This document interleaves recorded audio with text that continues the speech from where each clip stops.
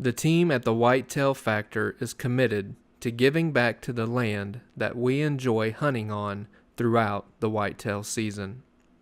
This past summer, Andy Mahoney and his hunting partner Scott Johnson put in the necessary sweat equity in order to create a wonderful deer habitat. At this time, we join Andy Mahoney as he describes to us the hunting setup for this great property.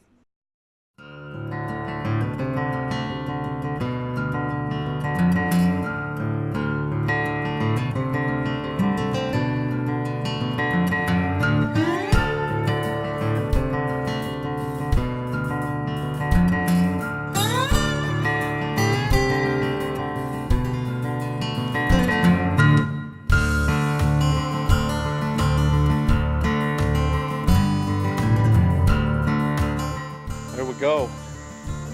We're done. Done seeding at frigid forge. Sweating. It's hot. It's a cool 80 degrees at 8 o'clock in the morning. But you know, you put in the time, you put in the effort, the deer come. You know, and that's what it's about. That's part of hunting. Loving the work and enjoying it. Scott and I both, we like putting in the work, and it just makes the reward that much better. You know, when you get that big buck to walk in, you get a crack at him. It all makes it worth it. Right now I'm headed to the farm. I'm going to hang tree stand.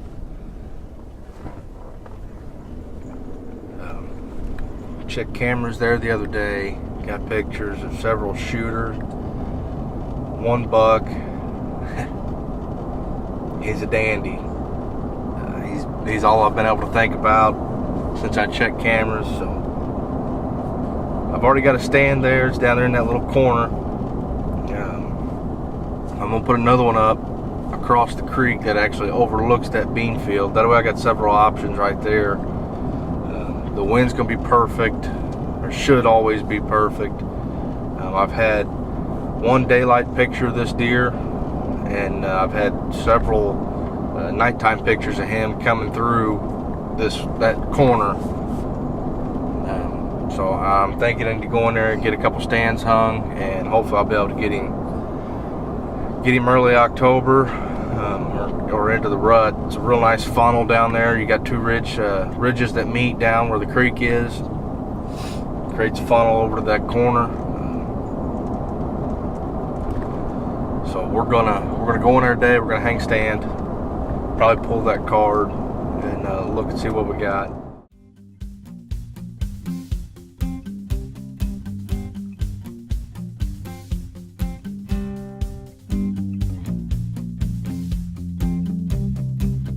I just got done hanging that stand to kill small 8. I'm a little open, but I think I'm high enough. I stuck some branches down into the stand itself, give me a little extra cover.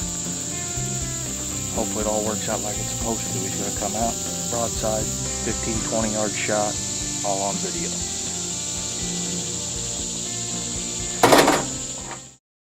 With the bow seasons now open throughout much of the Midwest, Brandon Hines and his daughter Kaylee had an opportunity to get out in southern Indiana for the early archery season on one of their properties that has produced some great action over the past several years.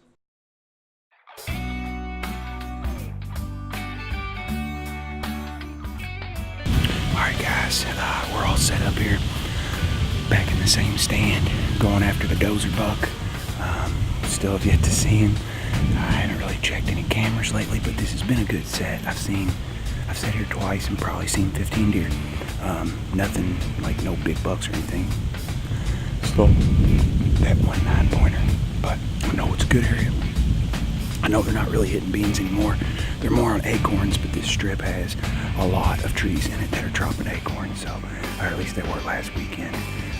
And we saw some does come through here. The landowner's grandson called me last night and said from the house he saw a shooter on this backfield last night, right before dark. He said he could see it from the house, which is about 150 to 200 yards away. So he saw it bare-eyed, no binoculars, and he could tell it was a shooter. It must be one of the big deer that's out here. I got my daughter with me today. She is just up above here. There she is. She's on her phone. But that's my 11-year-old daughter, Kaylee, and she just came along for the ride. We got her all strapped in with her safety harness, and I'm excited to be out here with her. It's a little bit windy, but we got a good wind, so we'll see what happens. Check back in a while.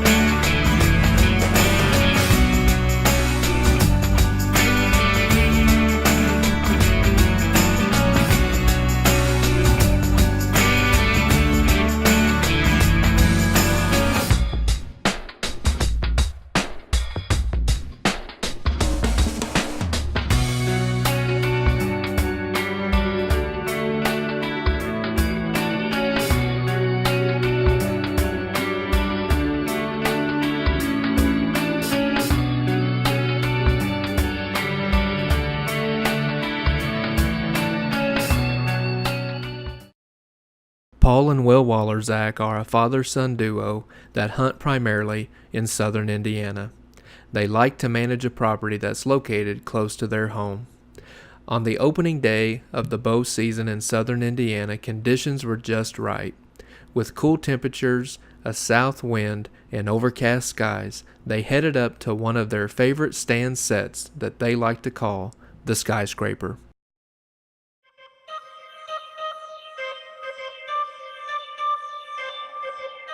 Well, hello, and we sure do appreciate you tuning in today. Today is October the 1st. It is opening day of bow season here in Indiana. My son Will and I are very excited to be up in the tree today. And we are hunting one of my favorite spots as far as views are concerned. We're in a stand set that I like to call Skyscraper. We're at the very top of a big ridge overlooking a valley below. This is a super thick area. This ridge runs north-south, and it's just so thick to the north. It's got a lot of great bedding there. Not really a good place you can even get in there and hunt. It's so thick. But right at the south end of this finger, it opens up. So we've got a south-facing slope here below us. Great area for bedding. And we've got a south wind this morning, so pretty much anytime we get a south wind in the morning, this is the spot we like to come to. We've not hunted it a lot, but when we do hunt it, we usually see some type of action. So we're excited to be here today. Really hadn't intended on coming this deep into the timber right off the bat, but last weekend was the youth weekend here, and the temperatures were pushing 90 degrees in the afternoon, and mid to high 70s in the morning, and we've got a 20-degree split in the temperatures, so it's cooled off quite a bit this week. And right now the temperature's only 54 degrees. It feels great. Very foggy this morning. There's a lot of water coming off the trees. At times it sounds like it's raining, but it's not. It's just a super thick fog. But I tell you, it's here.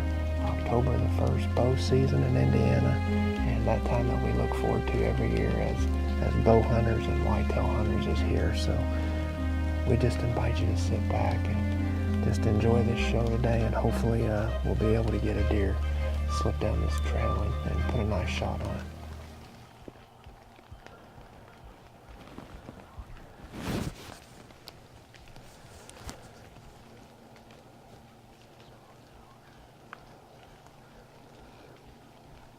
It's a buck.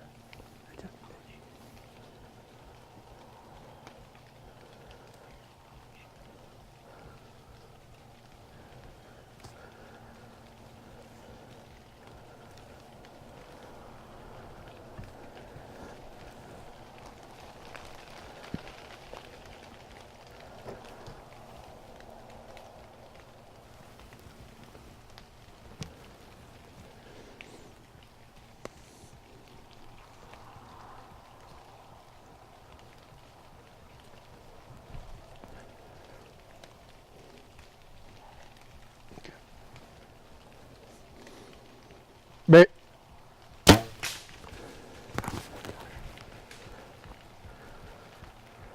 well, literally no sooner than I said, hopefully we get a deer coming through here, I look down and I'll catch a deer scooting through here from left to right. And then I heard a grunt, and so I was trying to determine, wasn't a button buck or something, and but it was a nice mature doe, and she slipped right in here. She presented a couple shots. I just couldn't get settled down, and finally she went back down towards the south, and I got her quartering away, and we just can't tell by the footage. I feel I shot low based on the footage. I just ranged it. I can see the arrow sitting down there where the arrow's at. It's 25 yards. My top pin's 20, but we're angled downhill here. So, you know, I went top pin, and I feel that the shot is low based on just what I'm seeing on the footage. Not even sure I hit her, but we'll be able to go down and look at the arrow here in a little bit. I looked at it with the binoculars, and I don't see blood on it, at least back on the fletching. So my hope is it's just a clean miss if I didn't hit her. It's just hard to tell by the reaction, but like we said, you know, it's a great spot. We usually see action here, and no sooner than I said that, I looked over and they're cruising through. I know I heard a grunt, and right after the shot I saw another white tail down at the bottom, and you know, there was probably a buck there with her. It was a high-pitched grunt, so probably a young deer. But anyways, we'll get down here in a little bit and check this arrow and see if we got anything. Well, folks, right now we're about 75 yards from where I shot this doe. We did confirm the hit. The arrow itself wasn't like coated with blood. It definitely went through. It was forward, and I just replayed the shot in my head, and I should have been tucked further back with her quartering away like that. The tip of the meat seeker broadhead was actually bent, so we know we got through some bone. So I'm hoping it went through those front shoulders, and I didn't get too far forward and miss vitals. We've got decent blood here, and it looks like she's going back into this thicket. As you can tell, super thick, great deer cover, and that's why this south-facing hillside, these deer just travel all through here. So we're going to get on this blood trail, and hopefully at the end of it there's a nice big mature doe there for us.